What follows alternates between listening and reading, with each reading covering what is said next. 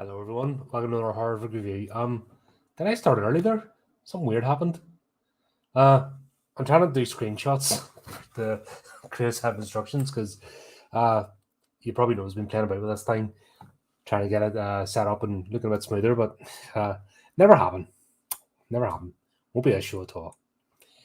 Anyhow, on to tonight's movie. This is one we were talking about. We were going to get a stream together, but scheduling conflicts, blah blah blah, fitting in other stuff just it didn't happen. So you've got me. So I've got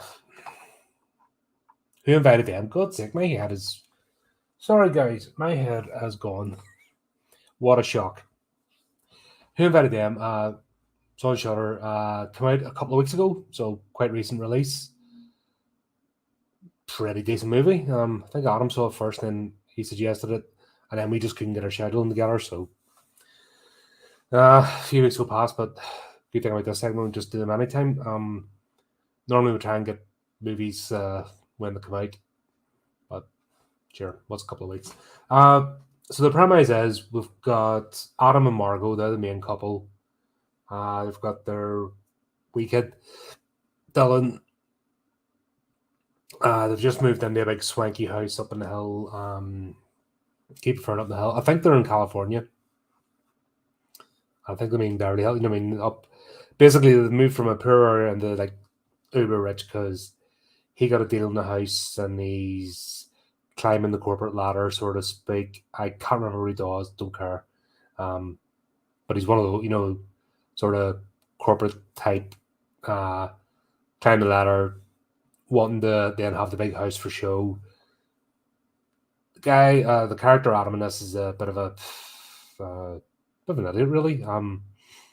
You can see what he's trying to do. He's just trying to grease the pole. So he has a housewarming party and he invites all his work colleagues. Now, that kind of shows the shallowness of him, We're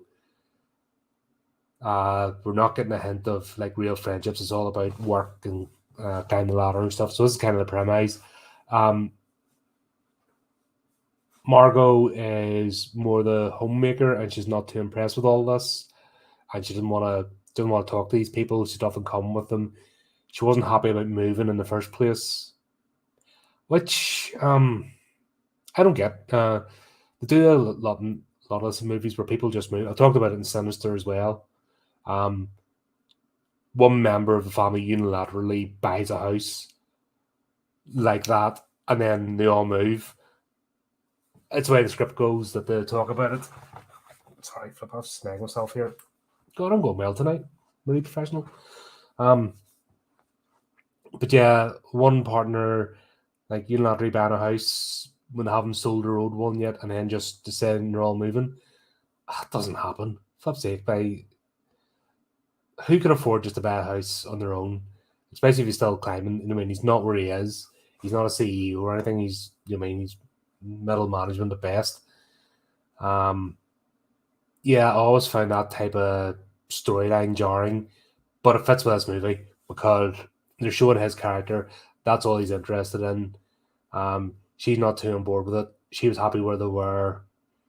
There's a wee bit of resentment comes out later. But anyway, they're having this party. Super awkward. Gets to the end of it, and then we meet Tom and Sasha.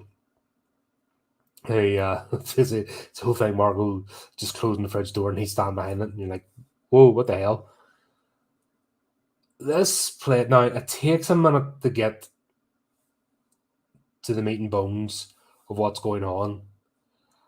Basically, they're hanging out. They said they're at the party. Somebody else invited them. Blah blah blah. Want to do shots? Start ingratiating themselves in with them, and effectively just start messing with them. Playing games, sort of mental games. They kind of split them up in the working.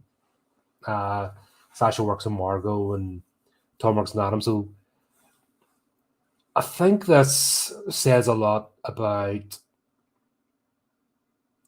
There is a bit of American culture where people will tell you their life story and other personal details at the drop of a hat. Something I find really jarring, that somebody will just offload on you, like meet you once or be a work colleague, and then will just offload all their life on you, and you're just like, what? As a Brit, we don't do that. So it's a wee bit that culture is a bit.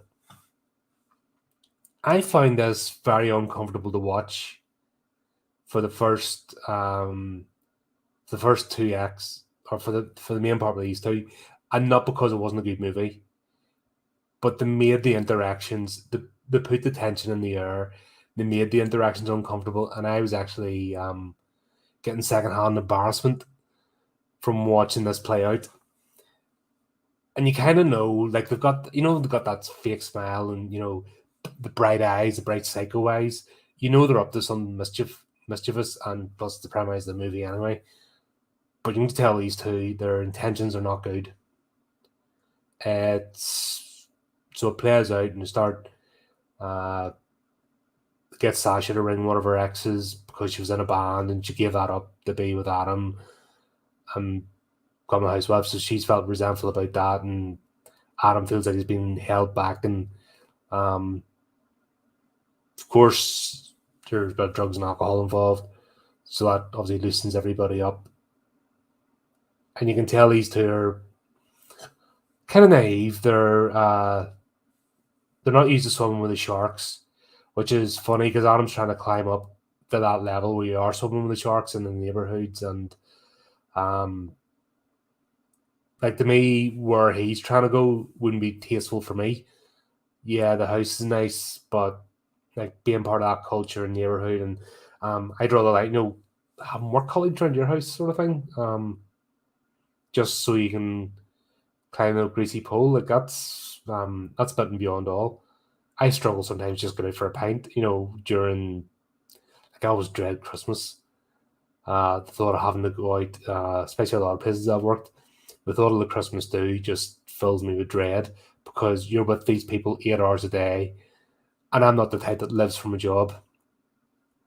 I do get a wee bit when I'm working on a project, I get a bit intense into it, but that's short term intensity for long term gain to save time in the long run. You throw everything at the beginning for a few weeks, and then you can step back and sort of wind it down. But this idea of only hanging about with your work colleagues, and they're the ones that are coming around your house, and then you're staying in the office the next day, that just gives me the heebies. I wasn't even like that in the army for sake. Yeah, we went out, but as soon as it's leave time, everyone disappears and goes to their own places. Nobody sees each other for 3 weeks. That's kind of the decompression. But yeah, it's that kind of world. She's not happy, doesn't want to live with this, and these two just appear in the scene, and they're cranking it up, and they're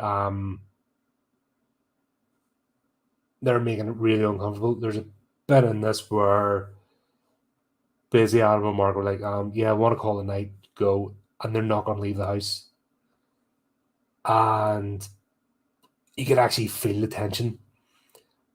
And I mean, like I said, I was actually uncomfortable watching this, but for the reasons. A clever thing they did as well was the use of music and the not use of music. So when they're in the home and they're interacting and the party's over, so they play music when they're partying up. So you have this like up and down roller coaster sort of thing going on. So you've got them up and they're all partying and people are around and they're having a laugh and a good time. But then when they stop the music, they don't have music playing in the background.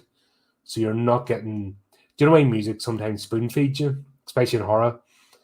It's leading you into the spooky scene, it's leading you into the quiet bit, and usually the music follows the beats of the plot and tells you exactly what's happening. They didn't do it with this movie. What they did was they had dead silence, as in no background music or filler for a lot of these scenes, and yeah, it adds a new intensity to it.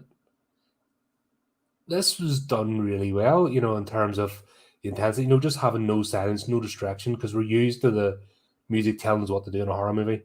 This didn't. Of course, we'll get to the point where it ramps up. I don't think I want to spoil this one. I think we know, right, from the premise, the story, that Tom and Sasha are up to no good. I don't want to tell you why, and I don't want to tell you what their backstory is, because that all comes out. A strange character that they brought in was Teeny. I think it was Teeny. She's their friend who babysits Dylan for the night, their son. She had a strange story arc. So they're babysitting Dylan. He's having nightmares. They're not coping with him, even though nothing really happens. But it's the story they're really coping. He needs his teddy bear, his blanket, or something, and she gets to go back to the house. And she has this whole weird scene where she can't find the house, and she's actually having a meltdown, heading toward. She's not even part of the plot until towards the end, but her journey, which should have been really straightforward, end up being elongated and weird. That would be my only complaint about this movie, was her kind of story arc that they tried to bring along, or subplot involving her, made no sense, didn't add to the story, and just didn't make her look good as a character. That's more real, that's a real shame. When I say that it made me uncomfortable, there's parts that I wasn't enjoying watching. It was because I was invested in the plot, and I actually felt the tension.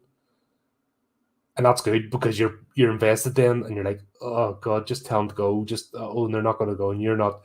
And we know Adam's a weak character, and we know they're trying to be polite, and these two are manipulators, and they can turn the story around, and you can see them being. You can see these two, their strings being pulled, and it's played out right in front of you, and you're just sitting going, oh, come on, why can't you see what's happening? But yeah, good movie. It's not a super duper action flick. There is action towards the end, but it's that drama using minimum amount, and that's hard to pull off. You've got four characters, you've no special effects, you've effectively got rooms. They're playing through the character of a house, and it's all dialogue. And they've managed to make something disturbing using just dialogue and a few props until we get the final act, and it all ramps up.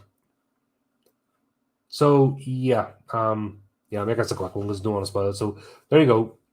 That's my review. Really enjoyed it. It's well worth the watch. I also put the link. Yeah, I put a link in the description. Sorry, excuse me. Check it out. Do all the good stuff. Sorry, my head's. I don't know what's going to happen to me today.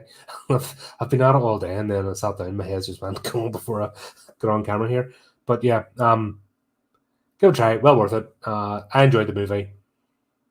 Did really well, not using very much, which is always amazing to see. And there's a good payoff. A bit at the very end was a bit cliche, but I didn't mind. So there you go. If you've seen it, let us know what you think in the comments. Keep up to date with the channel. Much more of these coming. Plenty of streams in the future on our scheduled episodes. And until next time, keep it creepy, keep it horrific.